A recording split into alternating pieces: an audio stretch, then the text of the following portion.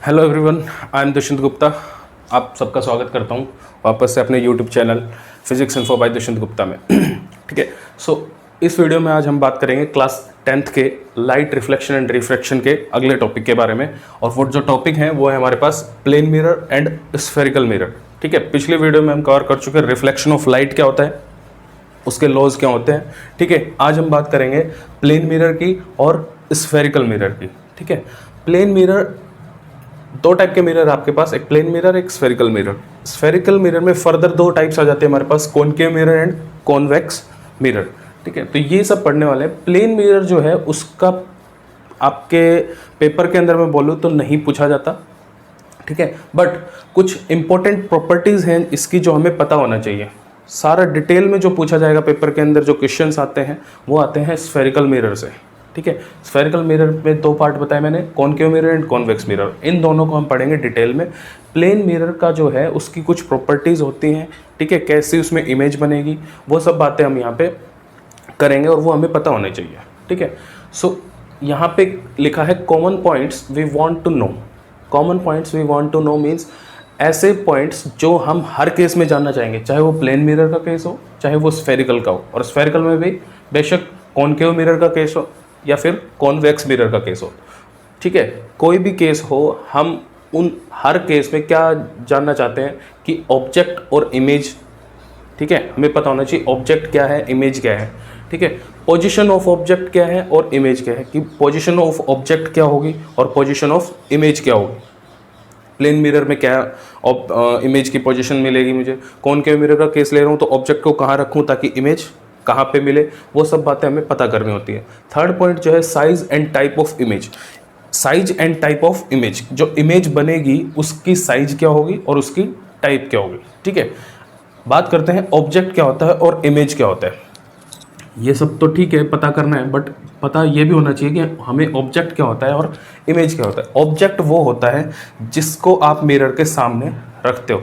ठीक है, ऑब्जेक्ट वो होता है जिसको आप मिरर के सामने रखते हो। जैसे मैं मिरर के सामने खड़ा हो गया, ठीक है, आप सब सुबह रेडी होते हो, ठीक है, ड्रेसिंग मिरर के सामने जाके खड़े होते हो, तो ड्रेसिंग मिरर के सामने जैसे आप खड़े हुए तो आप क्या हो, उसके लिए एक ऑब्जेक्ट, और जो अंदर आपका जो इमेज बन रही है उसको क्या बोलेंगे, इमेज। उसको क्या बोलेंगे, इमेज। जो आप दिख रहे हो अंदर मिरर के अंदर वो आपकी क्या होगी, इमेज। जैसे मैं कुछ भी, जैसे पेन उसके सामने रखूंगा तो मेरे को वो पेन की इमेज दिखा देगा। तो ऑब्जेक्ट वो है जो मिरर के सामने रखा होता है। ठीक है, और अंदर उसकी जैसी, बिल्कुल उसकी जैसी एक मूर्त जो बनती है उसको क्या बोलते हैं हम, इमेज। ठीक है, डिपेंड करता है कि ऑब्जेक्ट आपका कहाँ है, इमेज कहाँ बनेगी। ठीक है, कौन सा मिरर है इस पर डिपेंड करेगा कि उसकी साइज क्या होगी, उसकी इमेज की टाइप क्या होगी। ठीक है, तो सबसे पहले बात करते हैं हम प्लेन मिरर की। सबसे पहले देखते हैं हम प्लेन मिरर। भैया प्लेन मिरर क्या होता है? प्लेन मिरर जो आप डेली लाइफ में देखते हो, अपने घर में देखते हो। ठीक है, वॉश बेसिन पे जो मिरर लगा होता है या ड्रेसिंग रूम में जो आपका ड्रेसिंग मिरर होता है उसके अंदर आप देखेंगे कि आपका प्लेन मिरर होता है। ठीक है, प्लेन मिरर के कैसा दिखेगा आपको, कुछ ऐसा दिखता है। ये आपका प्लेन मिरर है। और एक खास बात होती है, प्लेन मिरर या कोई भी मिरर हो, मिरर की एक खास बात होती है, अगर वो मिरर है तो उसके पीछे से जो साइड है, एक साइड, वो क्या मिलेगी आपको, पॉलिश्ड मिलेगी, पेंटेड मिलेगी। तो कभी भी आप देखोगे जो हमारा मिरर होता है, उस ड्रेसिंग मिरर जो होता है उसके पीछे एक ऑरेंज कलर का पेंट क्या होता है। ठीक है, और ऑरेंज कलर की एक पॉलिश होती है जिसकी वजह से वो मिरर बनता है। अदरवाइज वो एक ग्लास होगा जो हम कार के अंदर यूज़ करते हैं, वो ग्लास होता है जिसके ट्रांसपेरेंट हम देख सकते हैं। मिरर और ग्लास में यही फ़र्क है कि मिरर की एक साइड पेंटेड होती है और ग्लास की दोनों साइड आपकी क्या होती है, ट्रांसपेरेंट होती है। तो ये आपका जो है प्लेन मिरर है। इसकी क्या इंपॉर्टेंट बातें हैं, देखो ये मिरर है, this is your plane mirror.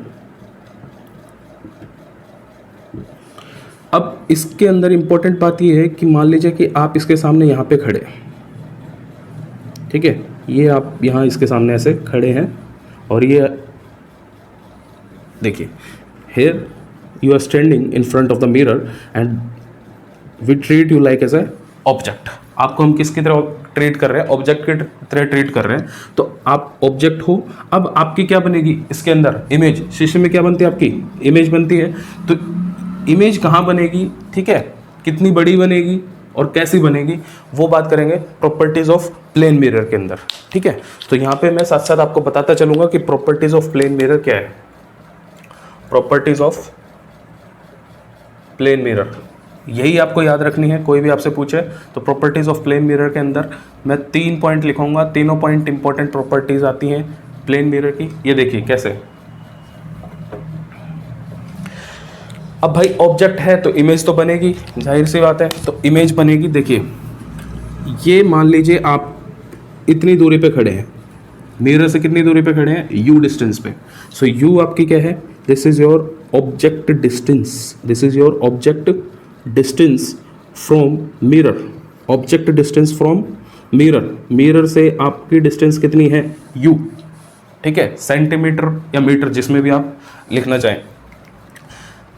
तो आपकी इमेज कहाँ बनेगी, आपकी इमेज कहाँ बनेगी, आप जब मिरर के सामने खड़े होते हो तो आपकी इमेज कितनी दूरी पे बनती है, आप जितनी दूरी पे मिरर से खड़े हो उतनी दूरी पे आपकी इमेज बनती है। कभी भी देख लेना, जब आप एक कदम आगे जाएंगे तो आपकी जो इमेज है वो भी उतनी ही दूरी पे आपके साइड आती है, या आप पीछे जाएंगे तो आपकी इमेज पीछे चली जाती है। तो एक चीज़ समझ आती है कि प्लेन मिरर के अंदर जितना दूर आपका ऑब्जेक्ट रखा है उतनी ही दूर आपकी क्या बनेगी, इमेज बनेगी। तो ये आपकी पहली प्रॉपर्टी आ जाती है। तो जितनी दूर आपकी इमेज है, मान लीजिए ये u है, इतनी ही दूर पे आपकी बन गई यहाँ पे मान लीजिए ये इमेज, ये बन गई आपकी इमेज। और इस डिस्टेंस को मैं बोल देता हूँ से v। तो v क्या होगी, v is the distance of image from the mirror. v क्या है भाई हमारे पास, distance of image, distance of image from mirror, mirror से आपकी इमेज की डिस्टेंस, आपकी इमेज की डिस्टेंस। ठीक है, आपके इमेज की डिस्टेंस। तो ये आपकी पहली प्रॉपर्टी हो जाती है। पहली प्रॉपर्टी क्या है भाई, distance of image, distance of image from mirror, distance of image from mirror is equal to distance of object, distance of object from the mirror, from the mirror। Mirror से जितनी दूरी पे आपकी इमेज बनी है, जितनी दूरी पे आपका ऑब्जेक्ट रखा है उतनी दूरी पे आपकी क्या बनेगी, इमेज। दैट इज, इसका मतलब u v जो है वो किसके इक्वल होगी भैया, u के इक्वल होगी। ठीक है बेटे। सेकंड प्रॉपर्टी क्या आती है, सेकंड प्रॉपर्टी देखिए, आप फील करते जाएंगे, जो आप रियल लाइफ में देख रहे हैं वही चीज़ यहाँ पे लिख रहा हूँ मैं सिर्फ। देखिए जितना मेरी हाइट है, जब मैं मिरर के सामने खड़ा हूँगा तो जितनी मेरी हाइट है, तो मेरी हाइट की जितनी ही जो इमेज है वो मेरी बनेगी। मतलब जितना साइज मेरा ऑब्जेक्ट का है उतना ही साइज आपका क्या बनेगा, इमेज का। अगर मैं ये पेन उसके सामने लेके जाऊँगा तो ये जो पेन है, जितनी इसकी हाइट है उस पेन की जितनी हाइट आपकी इमेज की भी होगी।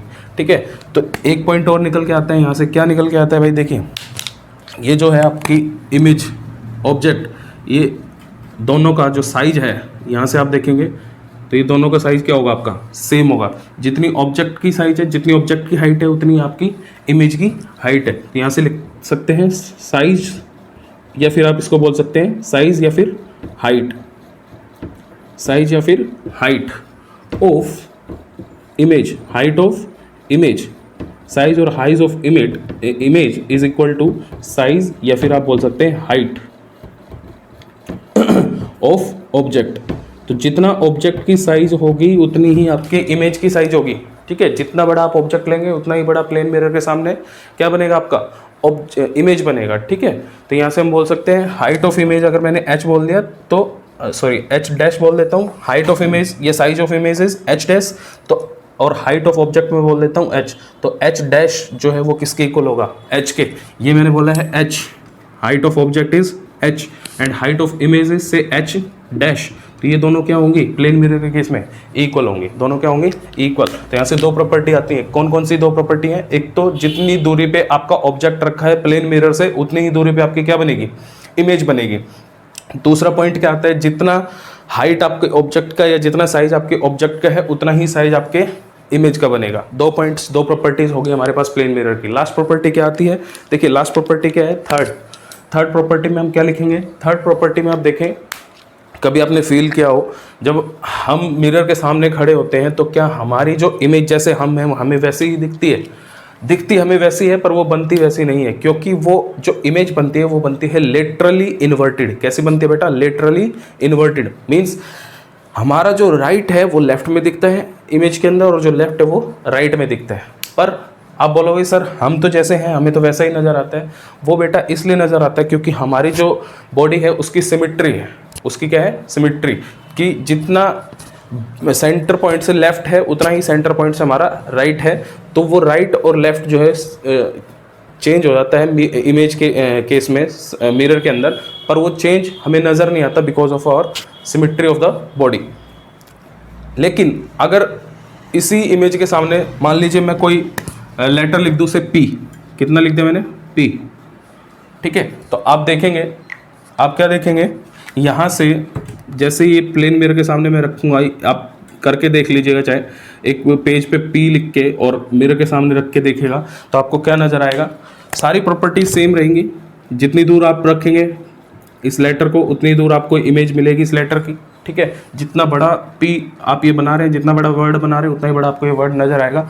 एक केस और जो यहाँ पे नहीं पता चल रहा था वो यहाँ पता चलेगा। ये जो P है वो आपको इमेज में ऐसा दिखेगा, देखिए।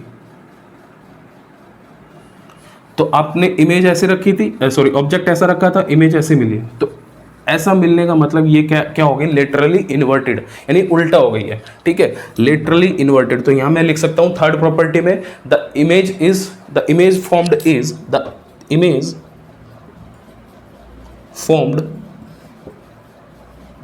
फॉर्म्ड इज, इसके अंदर देखिए 3 पॉइंट लिखूंगा। पहला पॉइंट लेटरली इन्वर्टेड। पहला पॉइंट क्या है भाई? Laterally inverted. ये तो सबको क्लियर हो गया लेटरली इन्वर्टेड का मतलब क्या होगा। दूसरा पॉइंट इसमें ही वर्चुअल, क्या होगी बेटा? वर्चुअल। थर्ड पॉइंट आपका इरेक्ट। तो ये तीनों वर्ड का क्या मतलब है? लेटरली इन्वर्टेड का मतलब तो वो आपको ऐसी नजर आएगी, ठीक है, उल्टी नजर आएगी। वर्चुअल का मतलब ये होता है, देखिए कुछ वर्ड आएंगे मैं यहाँ पे बता देता हूँ। इनमें जब हम ये जब केसेस करेंगे तो वहाँ पे भी यूज़ होंगे। तो ये वर्ड आपको अपने दिमाग में उतार लेने हैं। रियल एंड इन्वर्टेड, ये वर्ड यहाँ पे यूज़ होंगे। Real and inverted. एक वर्ड होगा वर्चुअल एंड इरेक्ट, आप लिखेंगे image formed is virtual and erect, ये रियल एंड इन्वर्टेड। और एक वर्ड आता है डिमिनिश्ड, ठीक है। एक वर्ड आएगा आपके पास डिमिनिश्ड। एक आता है एनलार्ज्ड। ये कुछ वर्ड्स हैं जो आपको याद रखने हैं, इनका क्या मतलब होता है, ठीक है। तो 1 बाय 1 सबका बताते हैं। देखिए real, inverted, virtual, erect, diminished and enlarged. तो नीचे से स्टार्ट करते हैं। एनलार्ज्ड का मतलब यानी बड़ा। एनलार्ज का मतलब काफ़ी बड़ा, यानी कि ऑब्जेक्ट जितना साइज आप ले रहे हैं, ये सब किसके केसेस में बोल रहे हैं? ये सब किसके रेफरेंस में? इमेज के रेफरेंस में, कि भाई इमेज हमारी ऐसी बनेगी, रियल इन्वर्टेड बनेगी, इमेज जो हमारी वर्चुअल इरेक्ट बनेगी, इमेज है वो डिमिनिश्ड बन सकती है या एनलार्ज बन सकती है। तो एनलार्ज्ड बनने का मतलब आपकी जो इमेज है वो क्या बन गई? एनलार्ज, यानी काफ़ी बड़ी बन गई, ठीक है। काफ़ी केसेस आएंगे कॉनकेव और कॉन्वेक्स में, देखेंगे आप। तो जो आप ऑब्जेक्ट का साइज ले रहे हैं उससे प्लेन मिरर के केस में तो दोनों इक्वल साइज की हैं, बट कॉनकेव या कॉन्वेक्स का जब केसेस आप पढ़ेंगे तो उनमें देखेंगे कि ऑब्जेक्ट का जो साइज है उससे इमेज का साइज काफ़ी बड़ा बनेगा किसी केस में। तो जब वो बड़ी बनेगी तो उसको बोल देंगे image formed is enlarged. Diminished बनेगी, डिमिनिश्ड का मतलब बहुत छोटी। ये ऑब्जेक्ट लिया है और आपकी इमेज मान लीजिए बिल्कुल छोटी सी बन जाए, पॉइंट लाइक, तो उसको क्या बोलेंगे? डिमिनिश्ड। उसको क्या बोलेंगे? डिमिनिश्ड। इन्हीं में बनेगी, ये केसेस दिखाएंगे आपको। तो ऑब्जेक्ट से जब इमेज बहुत छोटी बने तो उसको बोलेंगे डिमिनिश्ड इमेज। ऑब्जेक्ट से जब इमेज बहुत बड़ी बने तो उसको बोलेंगे एनलार्ज्ड इमेज। तो ये तो बात होगी डिमिनिश्ड और एनलार्ज्ड की। अब बात करते हैं virtual erect and real inverted. Virtual और इन्वर्टेड का मतलब, देखिए इन्वर्टेड का क्या मीनिंग है? इन्वर्टेड का मीनिंग है उल्टा बनना। इन्वर्टेड का क्या मीनिंग है? उल्टा। अगर आप ऑब्जेक्ट ऐसे रख रहे हैं तो इन्वर्टेड का मतलब होगा आपकी इमेज जो है वो, ये देखिए पेन ऐसे रखा है, बिल्कुल सीधा रखा है पेन। तो जब आपकी इमेज ऐसे बने, ठीक है, ऊपर, और ये तो ऊपर है इस लाइन से और बिल्कुल सीधी है, ये इस लाइन से नीचे बने और उल्टी बन जाए, ठीक है, तो इसको बोलेंगे इन्वर्टेड। क्या बोलेंगे? इन्वर्टेड। यहाँ तो ऑब्जेक्ट ऐसे लिया था, इमेज बनी ऐसे, तो ऑब्जेक्ट के रेफरेंस में इमेज क्या होगी मेरी? इन्वर्टेड। इसको बोलेंगे इन्वर्टेड, उल्टा बनना, ठीक है। रियल इरेक्ट का मतलब है सीधा। इरेक्ट का मतलब है जैसे आपने ऑब्जेक्ट ली, जैसे सीधा, बिल्कुल सीधा ऑब्जेक्ट लिया तो बिल्कुल सीधी इमेज बन गई, तो इसका मतलब है इरेक्ट, ठीक है। रियल और वर्चुअल, ये दो वर्ड हो रहे हैं, रियल एंड वर्चुअल। देखिए वर्चुअल का क्या मीनिंग है और रियल का क्या मीनिंग है। ऑब्जेक्ट यहाँ पे रखा है, यहाँ पे वर्चुअल का मतलब समझते हैं, क्योंकि इमेज क्या बन रही है मेरे पास यहाँ वर्चुअल। प्लेन मिरर के केस में इमेज क्या बन रही है वर्चुअल। तो देखिए वर्चुअल का क्या मीनिंग है, ऑब्जेक्ट यहाँ पे रखा है, ये आपके सामने ऑब्जेक्ट के बिल्कुल मिरर रखा है और मिरर के दूसरी साइड क्या बन रही है आपकी इमेज। तो जब ऐसा केस होगा कि ऑब्जेक्ट फिर मिरर और मिरर के पीछे क्या बनेगी आपकी इमेज, मिरर के अंदर या मिरर के पीछे क्या बन रही है आपकी इमेज, ठीक है। यानी कि ऑब्जेक्ट और इमेज दोनों अलग अलग हो, यानी कि ऑब्जेक्ट जो मिरर के लेफ्ट साइड में है और इमेज जो वो मिरर के राइट साइड में है, ठीक है, दूसरी साइड बने। तो इस केस में इमेज को क्या बोलेंगे वर्चुअल, इस केस में इमेज को क्या बोलेंगे वर्चुअल। एक रियल इमेज और बनती है, तो यहाँ पे आप देख रहे हैं कि ऑब्जेक्ट इधर है और इमेज आपकी इस दूसरी साइड बन रही है मिरर के। तो इस केस में आपकी जो इमेज है वो क्या होगी वर्चुअल। इरेक्ट क्यों है, इरेक्ट का मतलब ये है जैसे कि ऑब्जेक्ट आपने बिल्कुल सीधा रखा था, तो यहाँ पे भी इमेज जो है वो कैसे बनी है बिल्कुल सीधी, इसको बोलेंगे इरेक्ट। तो virtual and erect and laterally inverted, ये तीनों तो यहाँ पे यूज हो गए। अब बात करते हैं रियल की। रियल के केस में आप देखेंगे कॉनकेव मिरर के केस में काफ़ी सारी रियल इमेजेस बनेगी। रियल इमेज बनने का मतलब ऑब्जेक्ट इधर रखा है, तो वर्चुअल में तो इधर था, ऑब्जेक्ट इधर रखी है, इमेज जो है वो भी आपकी ऑब्जेक्ट की साइड बने, यानी कि ऑब्जेक्ट यहाँ और मिरर से जो इमेज बनेगी वो भी इधर दिखे आपको। तो उस केस में बोलेंगे जो इमेज है वो कैसी है रियल। तो ये कुछ वर्ड्स थे जो हमें पता होना चाहिए। रियल एंड इन्वर्टेड लिखेंगे, कहीं पे वर्चुअल एंड डायरेक्ट लिखेंगे, कहीं पे डिमिनिश्ड एंड लार्ज, तो ये चारों वर्ड्स यूज होंगे। तो ये हमने बात कर ली प्लेन मिरर की। प्लेन मिरर की कुछ प्रॉपर्टीज हैं जो इंपॉर्टेंट प्रॉपर्टीज है। First, distance of image from the mirror is equal to distance of object from the mirror. Second property क्या है बेटा, साइज या height of the image is equal to size या हाइट ऑफ द ऑब्जेक्ट होगा, ठीक है। और image formed is laterally inverted. Laterally inverted का मतलब ये है कि अब आप बोलोगे सर इन्वर्टेड का मतलब तो आपने बताया उल्टा, उल्टा नहीं है बेटा, यहाँ पे एक वर्ड हो रहा है लेटरली इन्वर्टेड। लेटरली इन्वर्टेड का मतलब यही है कि आपका राइट और लेफ्ट जो है वो उल्टे हो जाते हैं, राइट लेफ्ट की जगह चल जाता है, लेफ्ट राइट की जगह चल जाता है, ठीक है। तो इस केस में यही होता है प्लेन मिरर में। वर्चुअल का मतलब ऑब्जेक्ट और इमेज दोनों मिरर के अलग अलग, मतलब एक साइड ऑब्जेक्ट रखा है और दूसरी साइड इमेज बनेगी।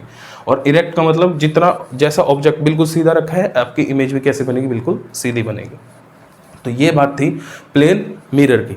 अब हम बात करेंगे, ठीक है, ये इंपॉर्टेंट बातें हैं जो आपको याद रखनी, ये चीज़ें हैं, ये तीन प्रॉपर्टी आपको बिल्कुल याद रखनी है। उसके बाद आप बात करते हैं स्फेरिकल मिरर की। स्फेरिकल मिरर, ठीक है। तो स्फेरिकल मिरर के अंदर ये हमें डिटेल में पढ़ना है।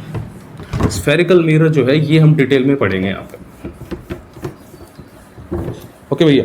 तो डिटेल में क्या पढ़ेंगे, कॉनकेव और कॉन्वेक्स दो इसके टाइप हैं, ठीक है। जैसे यहाँ पे प्लेन मिरर के केस में हमने पढ़ा कि इमेज कैसे बन रही है, ऐसे ही हर केस में कॉनकेव और कॉन्वेक्स का देखेंगे। तो बात करते हैं सबसे पहले कि स्फेरिकल मिरर होता क्या है भाई। स्फेरिकल मिरर और इससे रिलेटेड कुछ इंपॉर्टेंट पॉइंट्स जो यूज होंगे आगे वो बताएंगे। तो स्फेरिकल मिरर क्या होगा भाई, देखिए नाम से ही पता चल रहा है स्फेरिकल मिरर यानी कि स्फीयर है कोई, ठीक है।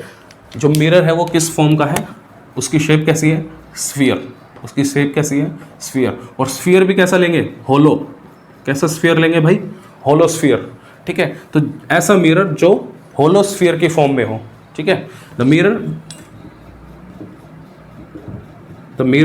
Which is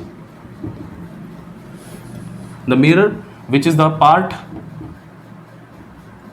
part of holosphere,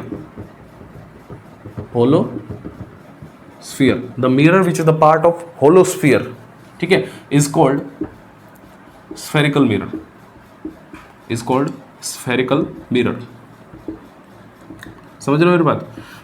कैसा होगा, जैसे कि आज वो गेंद आती थी बच्चों की, बिल्कुल प्लास्टिक की जो बड़ी वाली गेंद आती थी, ठीक है, उसके जैसा आपका क्या होगा, एक शीशे का, वो वहाँ पे रबर की होती थी, एक शीशे की ऐसी बॉल होती है जो अंदर से खाली होती है, ठीक है। तो उसका कोई भी पार्ट लूँगा, ठीक है, वो पार्ट बताऊँगा कि कैसे लेना है, वो पार्ट उस स्फेयर होलोस्फेयर का वो पार्ट आपका क्या कहलाएगा स्फेरिकल मिरर, ठीक है, स्फेरिकल मिरर। तो यहाँ पे इसकी दो टाइप्स बताई है मैंने, या इसकी दो टाइप्स बताई हैं। एक बताया मैंने कॉनकेव मिरर, और दूसरा कौन सा है बेटा, दूसरा है हमारे पास convex mirror. Concave mirror and convex mirror. तो कॉनकेव मिरर क्या होगा और कॉन्वेक्स मिरर क्या होगा? देखिए बात करते हैं कॉनकेव मिरर की। कॉनकेव मिरर की जब बात करेंगे तो इसी के पार्ट हैं, तो ये डिपेंड करता है आप कटिंग के ऊपर। देखिए यहाँ पे मान लीजिए मेरे पास ये स्फीयर है, ठीक है, ये मेरे पास एक स्फीयर है, ठीक है, होलो स्फीयर है। एक केस यहाँ पे ले लेते हैं स्फीयर का ही, एक स्फीयर यहाँ बना दिया मैंने। तो ये दो स्फीयर्स आपके पास, ठीक है। तो इन स्फीयर्स से आपकी जो कॉनकेव मिरर है या कॉन्वेक्स मिरर है वो कैसे बनेगी? देखिए अगर मैं इसको कट करता हूँ, मैंने इसको क्या कर दिया, कट कर दिया यहाँ से इस स्फीयर को, ठीक है, इस तरीके से। इस स्फीयर की एक सेंटर पॉइंट होगा, ठीक है, और ये इसका क्या होगा, रेडियस होगी, सेंटर पॉइंट, और ये इसका रेडियस। तो जब मैं इसको कट कर दूंगा तो ये जो बड़ा वाला पार्ट है इसको आप रब कर दीजिए, यानी हटा दीजिए कट करने के बाद। तो जो स्मॉल पार्ट बचेगा हमें सिर्फ उससे मतलब है। तो ये जो आपके पास पार्ट बचा है, ये रेड लाइन भी अगर मैं हटाऊं, ये सिर्फ मैंने दिखाया था कि हमने यहाँ से इसे कट किया है इस वजह से। तो ये जो बचा है आपके पास, ये क्या बचेगा, अभी नहीं कॉनकेव मिरर। कॉनकेव मिरर के लिए एक इंपॉर्टेंट बात बताऊंगा, अभी कॉनकेव मिरर नहीं है। कॉनकेव मिरर कब बनेगा? कॉनकेव मिरर जब बनेगा, मैंने बताया था मिरर की एक खास बात होती है कि वो एक साइड से क्या होता है, पॉलिश्ड या पेंटेड होता है। तो ये एक साइड से पॉलिश्ड होगा, और पॉलिश्ड होगा ये आउटसाइड से। किधर से भाई? आउटसाइड। जब ये आउटसाइड से पॉलिश्ड है तो उस केस में हम बोलेंगे कि ये कौन सा मिरर है बेटा? कॉनकेव मिरर है। कौन सा मिरर है? कॉनकेव। कौन सा मिरर है? कॉनकेव मिरर है। बात समझ आ गई? ठीक है। अगर इस केस में बात करें तो इस केस में क्या बात करेंगे, मान लीजिए मैंने कट कर दिया इसको ऐसे, ठीक है, यहाँ से कट किया, तो बिग पार्ट जो है इसका सेंटर पॉइंट होगा कहीं, और इसको मैं हटा देता हूँ यहाँ से, सी इज़ द सेंटर, और ये मैंने बिग पार्ट यहाँ से हटा दिया, ठीक है। ये रेड लाइन भी रिमूव कर देते हैं। तो ये जो बचा हुआ है ये अभी क्या कॉनकेव है या कॉन्वेक्स है? हमें थोड़ी पता है कॉनकेव है या कॉन्वेक्स है। कैसे पता चलेगा कॉनकेव है या कॉन्वेक्स है? वो डिपेंड करेगा कि इसकी पेंटिंग या पॉलिश्ड जो है वो कहाँ से है। तो ये अगर पॉलिश्ड हो कहाँ से बेटा? इनसाइड। कहाँ से पॉलिश्ड है? इनसाइड। तो जब ये इनसाइड पॉलिश्ड होगा, यानी कि रिफ्लेक्टिंग सरफेस किधर है? देखिए प्लेन मिरर के केस में हम बात करें तो प्लेन मिरर के केस में ये वाली साइड पॉलिश्ड है, तो ये क्या होती थी? रिफ्लेक्टिंग होती थी, यहाँ से लाइट रिफ्लेक्ट होती। तो ऐसे ही अगर ये पॉलिश्ड है तो इसकी रिफ्लेक्टिंग सरफेस कौन सा है? ये वाला। This is your reflecting surface. Reflecting surface. और इस केस में रिफ्लेक्टिंग सरफेस आपका ये है। This is your reflecting surface. तो क्या फ़र्क है दोनों में? जब ये बोलेंगे कॉनकेव मिरर जो है उस केस में रिफ्लेक्टिंग सरफेस आपका क्या होगा? Curved inward. इनवर्ड जो कर्ड है हमारा वो क्या होगा? आपका रिफ्लेक्टिंग सरफेस। या इसका उल्टा बोल सकते हैं कि जो कर्ड आउटवर्ड है वो आपका कॉनकेव मिरर में क्या होगा? पॉलिश्ड होगा, ठीक है। तो यहाँ लिख सकते हैं हम कि कर्ड इनवर्ड जो है वो क्या होगा आपके पास? कर्ड इनवर्ड क्या होगा? रिफ्लेक्टिंग, ठीक है। ये क्या होगा आपका? Reflecting surface. Curved inward surface कौन सा होगा भाई? Reflecting surface. या इसको बोल सकते हैं कर्ड आउटवर्ड जो सरफेस है वो आपका क्या होगा भाई? पॉलिश्ड होगा। कैसा होगा? पॉलिश्ड सरफेस होगा। पॉलिश्ड सरफेस होगा ये आपके पास, ठीक है।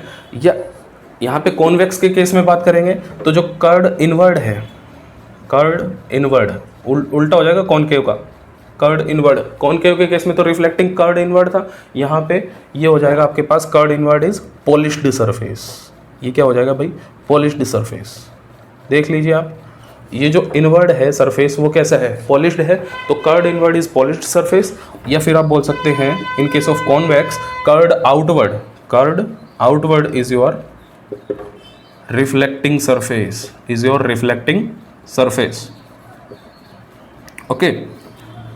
तो ये एक बिग डिफरेंस है स्फेरिकल मिरर में दो टाइप्स के अंदर, कॉनकेव और कॉन्वेक्स में। कि कॉनकेव मिरर के अंदर देखिए सबसे पहले तो बात है होलोस्फीयर। होलोस्फीयर के दो पार्ट लेते हैं, ठीक है। होलोस्फीयर का ये पार्ट है हमारे पास, इसलिए इसको क्या बोलेंगे? Spherical mirror. और स्फेरिकल मिरर में भी अगर इसका surface polished surface curved outward है, ठीक है, या रिफ्लेक्टिंग सरफेस कर्ड इनवर्ड है, तो इस स्फेरिकल मिरर को बोल देंगे कॉनकेव, ठीक है।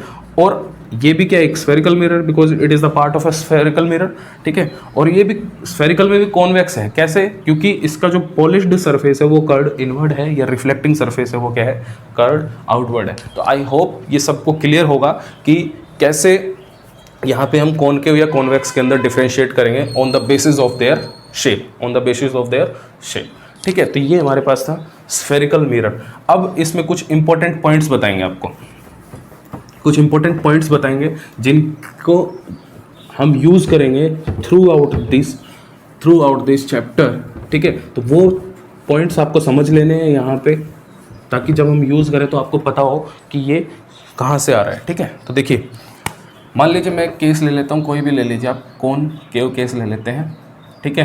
कॉनकेव मिरर का केस लेते हैं, एक साइड ले लेता हूँ, इधर मैं बना देता हूँ उसे कॉन्वेक्स का, ठीक है। Concave mirror and convex mirror, जैसा कि मैंने बताया था डिटेल में इन्हीं को पढ़ेंगे, तो बस अब यही चलना है हमारे पास, ठीक है। तो कॉनकेव मिरर कैसा बनता है भाई, कॉनकेव मिरर सबको पता, अभी बताया मैंने। कॉनकेव मिरर कैसे बनता है, जिसका रिफ्लेक्टिंग सरफेस क्या हो, कर्ड इनवर्ड। तो रिफ्लेक्टिंग सरफेस आपको कैसा बनाना है, मान लीजिए मैंने बना लिया, ठीक है, कर्ड इनवर्ड बनाना है इसका, तो ये रिफ्लेक्टिंग सरफेस होगा इसका, और बाहर वाला क्या होगा आपके पास, ये जो बाहर है ये कैसा बनेगा, पॉलिश्ड, कॉनकेव के केस में। यही बस इनकी पहचान है, ये याद रखनी है। और यहाँ अगर मैं बात करूँगा तो यहाँ पे अगर हम देखें तो कॉन्वेक्स मेरे को बनाना है, कॉन्वेक्स बनाना है, तो कॉन्वेक्स के लिए कैसे बनाएंगे, कॉन्वेक्स के लिए क्या बनाएंगे, इधर देखेंगे ज़रा, ये देखिए कॉन्वेक्स के केस में यही है कि कॉन्वेक्स के केस में हमें, कॉन्वेक्स के केस में जो पॉलिश्ड सरफेस है वो क्या होगा आपका, कर्ड इनवर्ड जो सरफेस होता है वो आपका क्या होगा, polished surface. So this is your polished surface, ठीक है। तो कॉनकेव मिरर के केस में ये तो बात होगी अभी जो हमने पीछे पढ़ा। अब इंपॉर्टेंट पॉइंट्स क्या हैं, देखिए ये किसी एक स्फीयर से बना था, अभी बताया मैंने, एक स्फीयर के अंदर से पार्ट कट किया था तो वहाँ से बना, तो उस स्फीयर का कोई सेंटर पॉइंट था, ये एक स्फीयर का सेंटर पॉइंट था, ठीक है। इस सेंटर पॉइंट को बोलेंगे सेंटर ऑफ कर्वेचर। क्या बोलेंगे भाई, सेंटर ऑफ कर्वेचर, ये याद रखना है, सेंटर ऑफ कर्वेचर। इस सेंटर पॉइंट को बोलेंगे सेंटर ऑफ कर्वेचर। ऐसे ही ये वाला क्वेश्चन देखिए, मैं दोनों को साइड बाय साइड लेके चल रहा हूँ। इस केस में हमने ये जो स्फीयर कट किया था उसी से निकाला था, तो उस स्फीयर का भी कोई ना कोई सेंटर पॉइंट होगा, तो उस सेंटर पॉइंट को क्या बोल देंगे भाई, यहाँ पे भी सी को क्या बोलेंगे, सेंटर ऑफ कर्वेचर। इस सी को भी क्या बोल देंगे, सेंटर ऑफ कर्वेचर। अब यहाँ पे आ जाते हैं कॉनकेव मिरर के केस में। कॉनकेव मिरर के केस में देखिए ये सेंटर्स, और यहाँ पे बिल्कुल मिरर के बिल्कुल मिड में एक पॉइंट होता है जिसको हम बोलते हैं पोल। इसको क्या बोलते हैं, पोल। इस पॉइंट को क्या बोलेंगे, पोल। और पी से मैंने इसको डिनोट किया, तो पी जो है वो आपके पास क्या है भैया, पोल।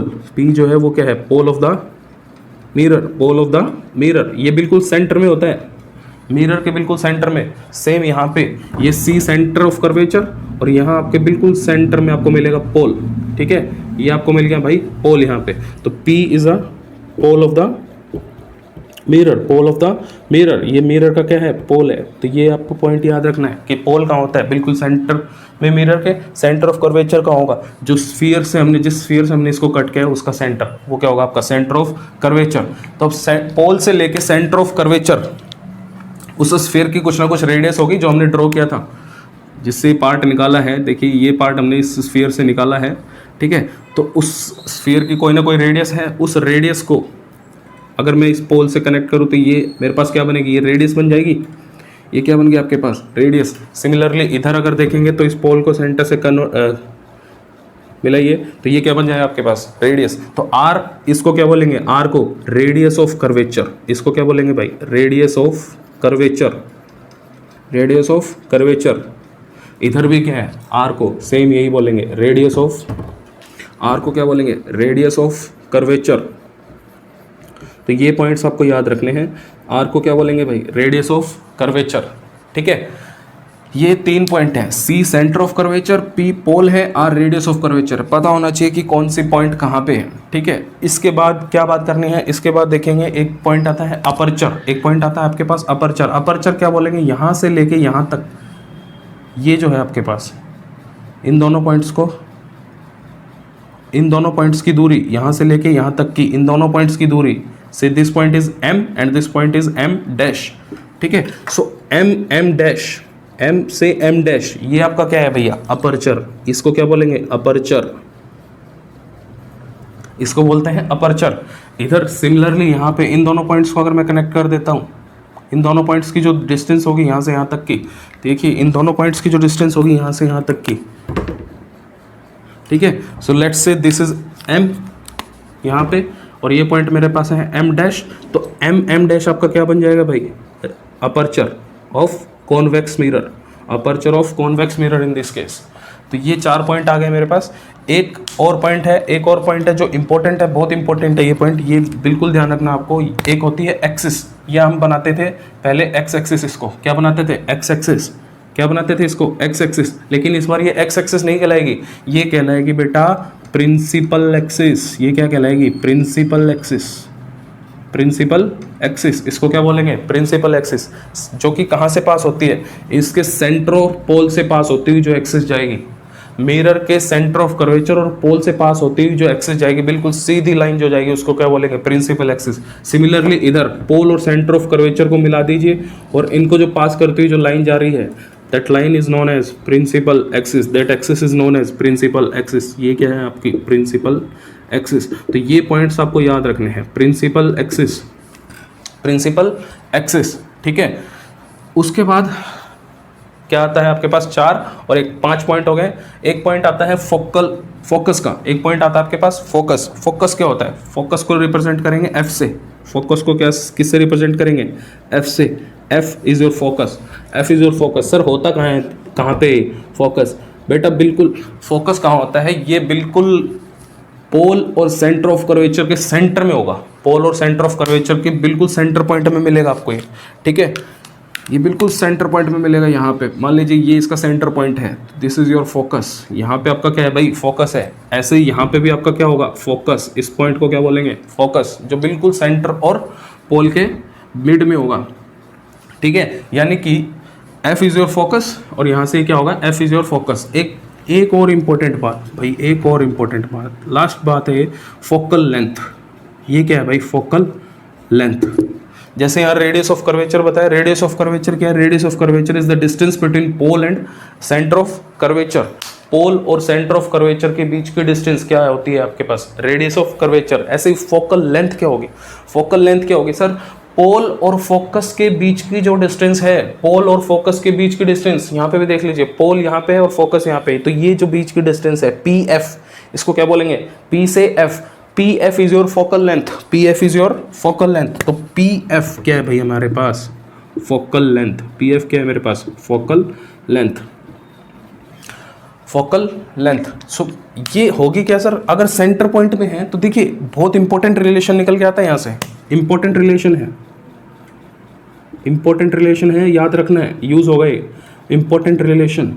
किस किस के बीच में सर, आर और एफ के बीच में, आर और एफ के बीच में है ये जो इंपॉर्टेंट रिलेशन है। ये किस किस के बीच में है सर, ये है भैया आर और एफ के बीच में। कैसे सर, देखिए पी से सी, पी से सी किसके इक्वल है भैया, P C is equals to R. P C जो है वो किसके इक्वल है, मेरे को पता है, रिलेशन बिटवीन, यहाँ लिख लेते हैं, relation between R and F. तो अब देखिए पी सी डायग्राम से देखिए, पी सी की वैल्यू कितनी है, पी से लेके सी तक की वैल्यू कितनी है, आर। सेम इधर देख लीजिए, P C is equals to are.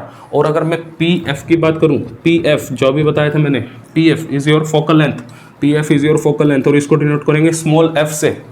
ये देखिए रेडियस ऑफ कर्वेचर यहाँ से यहाँ तक की डिस्टेंस है, सी से पी तक की, और फोकल लेंथ आपकी यहाँ से यहाँ तक होगी, पी से लेके एफ तक की, और इसको स्मॉल एफ से डिनोट कर रहा हूँ, that is equal to small F. तो पी सी की वैल्यू आर है, पी एफ की वैल्यू स्मॉल एफ है। तो रेडियस ऑफ कर्वेचर और फोकल लेंथ एफ के बीच में क्या रिलेशन होगा, P C is equals to R and P F is equal to F. तो अब देखिए यहाँ से एक रिलेशन निकल के आता है, अगर ये पॉइंट मिड में है, अगर ये पॉइंट मिड में है, ये जो रेडियस ऑफ कर्वेचर है और फोकल लेंथ है, तो radius of curvature is doubled, radius of curvature is doubled the focal length. जितनी ये डिस्टेंस है उसके डबल होगी, क्योंकि एफ क्या है मेरा, मिड पॉइंट में है। तो अब देखिए रेडियस ऑफ कर्वेचर को मैं लिख सकता हूँ 2 times of F, 2 times of F, या लिख सकते हैं फोकल लेंथ को रेडियस ऑफ कर्वेचर की हाफ, रेडियस ऑफ कर्वेचर की क्या है, हाफ है, ठीक है। तो ये हमारे पास बन जाएगी फोकल लेंथ। तो ये दो टाइप के मिरर हैं, concave mirror and convex mirror. ये इनसे रिलेटेड इंपॉर्टेंट पॉइंट्स थे कौन कौन से? सी सेंटर ऑफ कर्वेचर, एक बार दोबारा देखते हैं। सी सेंटर ऑफ कर्वेचर कहाँ होगा? जो स्फीयर का सेंटर है उसको ही क्या बोलेंगे? Centre of curvature. पी क्या है मेरे पास? Pole of the mirror. P क्या है मेरे पास? Pole of the mirror. इसकी पोजीशन कहाँ होगी सर? इसकी पोजीशन होगी बिल्कुल मिरर के सेंटर पे, मिरर के बिल्कुल सेंटर पे आपको क्या मिलेगा? पोल मिलेगा। R radius of curvature. Radius of curvature क्या होगी सर? जो हमारे पास होलोस्फीयर है उसका जो रेडियस होगा उसी को बोलेंगे रेडियस ऑफ कर्वेचर। सर कहाँ पे होगा? पी से लेके सी तक की जो डिस्टेंस है उसको बोलेंगे बेटा radius of curvature. M dash aperture, M dash क्या है? अपर्चर। ये जो डिस्टेंस है आपकी इन दो पॉइंट्स को, एम से लेके एम डैश, ये जो डिस्टेंस है इसको क्या बोलेंगे हम? Aperture of the mirror. F क्या है बेटा? फोकस। एफ क्या है मेरे पास? फोकस। फोकस कहाँ होगा सर? फोकस होगा आपका पी और सी के बिल्कुल सेंटर में, पी और सी के बिल्कुल सेंटर में होगा, इसको बोलेंगे फोकस। फोकल लेंथ क्या होगी सर? फोकल लेंथ होगी जैसे बेटा रेडियस ऑफ कर्वेचर था पी से सी तक की डिस्टेंस, ऐसे फोकल लेंथ क्या होगी? पी से लेके एफ तक की डिस्टेंस। पैरेलली चल रहा हूँ, इसमें भी ऐसे ही समझते चलना, ठीक है। सो पी से लेके एफ तक की डिस्टेंस को क्या बोलेंगे हम? Focal length. Sir radius of curvature और फोकल लेंथ में रिलेशन क्या होगा? बेटा रिलेशन ये होगा radius of curvature is equal to 2 times of focal length, because ये बिल्कुल मिड में है। एक बताया था मैंने प्रिंसिपल एक्सिस, जो एक्सिस पोल और सेंटर से पास होती हुई जा रही होगी उस एक्सिस को क्या बोल देंगे बेटा? Principal axis. तो ये कुछ इंपॉर्टेंट पॉइंट्स थे आपके पास स्फेरिकल मिरर में कॉनकेव और कॉन्वेक्स से रिलेटेड। अब नेक्स्ट वीडियो में हम बात करेंगे कि कॉनकेव मिरर की इमेजेस कितने टाइप की बनती हैं, कौन कौन से केसेस हैं, ठीक है। 6 केसेस आपके बनेंगे कॉनकेव मिरर के अंदर और 2 केस बनेंगे आपके कॉन्वेक्स मिरर के अंदर। तो 8 केस हम करेंगे नेक्स्ट वीडियो के अंदर कॉनकेव और कॉन्वेक्स से रिलेटेड। तो अगर आपको ये वीडियो पसंद आई है so please like share and subscribe the channel, ठीक है। और ऐसी ही अच्छी वीडियोस के लिए बने रहिए हमारे साथ। बहुत अच्छी आगे हम अच्छे से कवर करने वाले हैं कॉनकेव और कॉन्वेक्स मिरर से रिलेटेड और आने वाले चैप्टर्स को। Okay, so thank you.